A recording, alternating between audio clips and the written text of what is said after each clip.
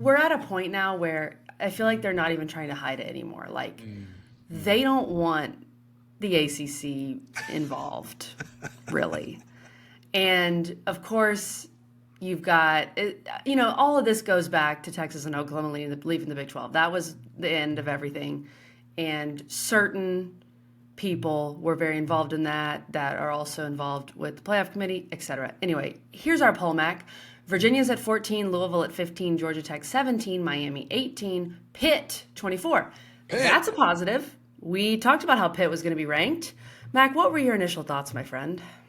It is interesting because first of all, with the lack of YouTube TV, it's a little hard to watch, hard to find, which is very frustrating to me. But See, hey, Mac, go you through just it. got to live in the old world like my husband and I. My husband refuses to Yeah, ditch cable because he never wants to be behind on a stream. So we've smart, got that cable box. smart. Good for y'all. Yeah, y'all have figured it out. Y'all have Yeah. figured it out. So it was difficult to watch. I was back and forth, like trying to watch it on my phone. And then it's funny because you're just like seeing it's like just content overload. You just don't know. You're like, okay, what am I watching? What Sure. am I seeing? And then you start diving into it. So at first I was like, okay, whatever, it's a good starting point. And then I start really diving into it. I'm like, wait a second. Yeah. Like, Yeah. what are we doing? Like this is nuts when I see it. First of all, my overarching thing, I do want to say this and get this out there. The fact that the American has so many great teams for the G5 and no one's ranked in the G5 is insane to me. The fact that we have three loss Tennessee Of course. and we don't have Memphis or USF or North Texas in here is crazy to me. Is absolutely crazy and just super typical. Yep. As we know, which is just so frustrating to see that. Because one of those teams got to get in. I don't know if you know this playoff committee, but one of them is getting a free spot. So you might as well rank them anywhere in your top 25 here. And second reaction was Pitt ranked. I thought that was Mm-hmm. I expected it. I guess I shouldn't, but I did, and I'm happy for them. I think that's really exciting. They have a bye week this week, so they cannot hurt us, KG. So Pitt will be ranked when they play Notre Dame, here in a couple of weeks, which is very exciting. Love it. Miami, I was interested where they would end up, and I was more so interested in where would Notre Dame end up, pending where Miami was, and the fact that Notre Dame was 10 is baffling to me. It's crazy to me when you sit here and look at that. How they're there and how Miami is so far behind and the week one versus, a loss. And I get it. You can sit here and say one team's look extremely better than the other. Maybe that's true, maybe it's not. But it is fascinating to me. But I think my biggest quarrel, honestly, is that Louisville, who Taylor Tannenbaum actually talked me into this a little bit. She was hitting me with some facts here. Should be in front of everybody, maybe up to 9 and maybe 8. They might should be 8th. It is crazy to sit here and look at the fact that you have multiple two-loss teams ahead of them, but in particularly a team in Notre Dame, and that's my biggest quarrel. So if that's my biggest quarrel, I think they should be ahead of them. I think Louisville should at least be 10 in the country. You look at who they've played, and I'm just going to read. I don't love to just kind of read things off, but I want to read this to y'all just so you can understand. Notre Dame has played 2-7 Arkansas. Whoa, big win there. 5-4 NC State. 2-7 Purdue. G5 Boise State. 6-2 USC. Good one. They're ranked. I think they're top 20. They're up there. Thank God. 1-8 Boston College that they could not run the ball on outside of one 90-yard pop, which it happened, and that's a big deal. Could not run the ball all game long. We've seen multiple ACC teams blow the doors off of Boston College. Lost to the two teams that they played that were good. Texas A&M and, oh my God, Miami. They lost to Miami. Louisville beat Miami. Louisville has a better record. Louisville has a better strength of record. I don't understand, KG, when I hear these people talk and I hear others talk, even some that I do things with where they say, well, they only lost by 1. They lost. I don't understand. They lost. I don't care. They lost. They have more losses than this team does. This team also in Louisville has better wins and a better win than you do. It is so Wow. biased and unbelievable when I see it. I'm going to stop talking for 1 second, but I have thoughts on GT too. Go No, ahead. you're right. They only lost by one. Hilarious. That team is there. That team has 2 losses, just like Notre Dame. It. They don't want the ACC involved. They're going, above and beyond to keep them as low as possible. Obviously, the champion will get in. But when you look at Miami, I think the Notre Dame quarrel with Notre Dame not really having beaten anybody, having lost to the 2 best teams they played in Miami and Texas A&M and being ranked so highly, they do this with Notre Dame every year. I mean, it's just how it works. But it's very frustrating, and you'd think Miami would get more credit for beating Notre Dame. The other team that is baffling that I think relates to a team like Miami is Texas. Texas, I mean, they lost to 3-5 Florida. Miami whooped 3-5 Florida. Texas's best win is against Oklahoma when John Mateer basically didn't have a hand. And I'm not sure how good Oklahoma is. I thought Oklahoma was also very highly ranked or overrated. And then Texas out here struggling with Kentucky, struggling with Mississippi State. Like what? It's when they're talking about this new strength of record metric, first of all, can we see it? Can we see how it's calculated? No, of course not, because it's calculated by what conference patch you wear on your jersey. Like that's the reality. And they want it to be the SEC Big Ten Invitational, and that's obvious. I think we all knew that. But I do think you're going to alienate some fans, and I guess they don't care because all they really want is our SEC and Big Ten fans. But it's just sad to see, Mac. It's really sad. Now, from a positive, Virginia obviously has every chance in the world. I mean, all these teams do to win the ACC. But the one thing I want to throw at you, and then let's get to Georgia Tech. When I look at Miami, I don't think Miami's done yet. Now, they need to win out, and they got to fix their issues, which we're going to talk about against Syracuse. But here's what Miami needs. They need Notre Dame to win out and look like the greatest team imaginable. Like if you're Miami, I know this is terrible for you, but you got to root for Notre Dame, and you've got to make sure Notre Dame's beating everyone that they possibly can.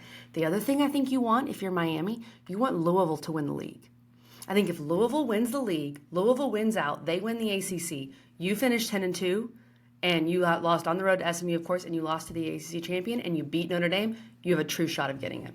Yeah. I don't think you're wrong there. So Miami fans, hold on to that and celebrate and root for be the joyous Catholics for that. I guess. I do want to go back to the Texas Oklahoma thing, because that to me, again, the fact that they are so high is so bonkers. And people's argument, well, look at Texas lately. They're playing so good. Are they? Are they playing so good? Yes, Arch is coming off. They just look so bad really good initially. game. Right. They're not good. They can't run the ball. The offensive line has struggled. And you say, oh, well, of lately they've played really good. Awesome. That was against Kentucky, who's one of the worst teams in the league, Mississippi State, who is the worst team in the league, and Vanderbilt is still Vanderbilt. I know people want to say, this ain't your grandma. It is. It is still Vanderbilt. That is, at the end of the day, it's just juiced up with a little money in his pocket walking around. It's the same Vanderbilt. And so at the point of it is you look at them, you look at Oklahoma. Oklahoma's their biggest thing of the season was John Mateer and that defense. John Mateer is hurt, is not the same quarterback, cannot do the same things.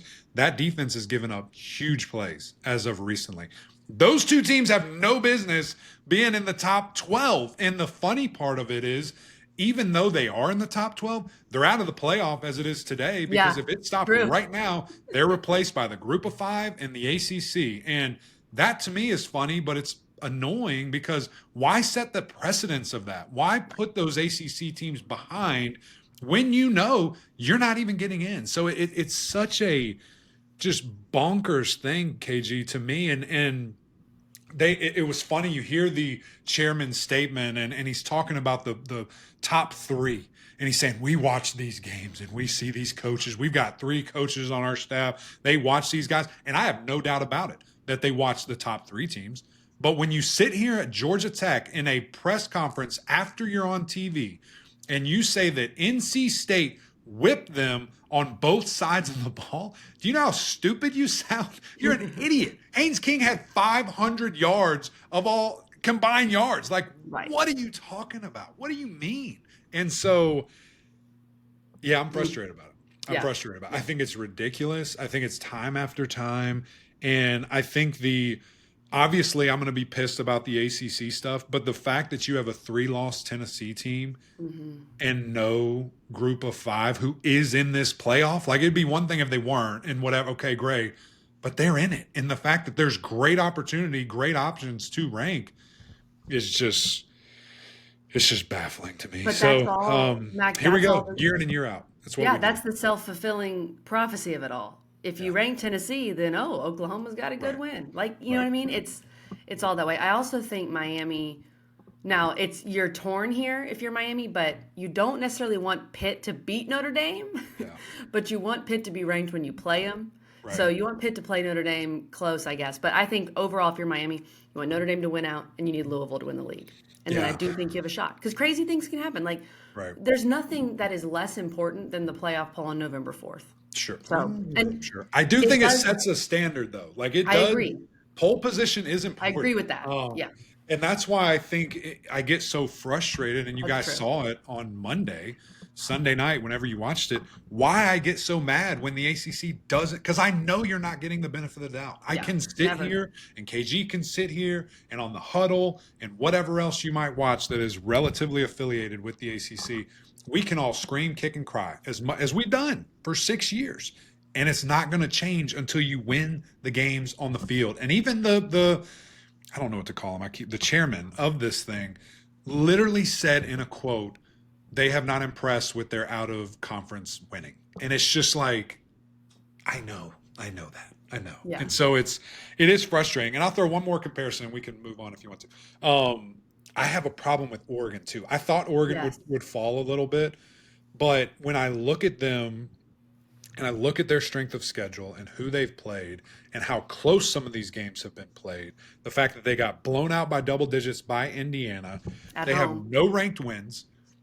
You look at Louisville, they have two, and they have a closer loss where their team just fumbled away and gave it away. They didn't get physically dominated.